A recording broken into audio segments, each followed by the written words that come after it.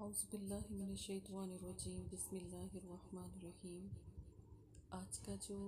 وظیفہ ہے وہ رزق کے لیے ہے۔ جو لوگ غربت میں ہیں، پریشان حال ہیں اور رزق کی تنگی میں، اور گھر میں کھانے کے فاقے، یا پھر آپ کے گھر میں اگر رزق آتا ہے تو ختم ہو جاتا ہے اور اس کا کوئی سبب سمجھ نہیں آتا، قرض دار ہیں، کوئی بھی کسی بھی کام میں ہاتھ ڈالتے ہیں وہ پورا نہیں ہوتا اور نقصان ہوتا ہے۔ ایک روٹی لیں، اس پر سورہ کوثر کو 3 مرتبہ اول آخر 1 مرتبہ درود شریف کے ساتھ پڑھیں، اور پھر اس روٹی کو آپ نے بالکل چھوٹے چھوٹے ٹکڑوں میں یا پیس میں کر لینا ہے اور پرندوں کو ڈالنا ہے۔ آپ یقین مانیں کہ قرض بھی اتر جائے گا، رزق بھی بڑھ جائے گا، اور انشاءاللہ کبھی غربت نہیں ہو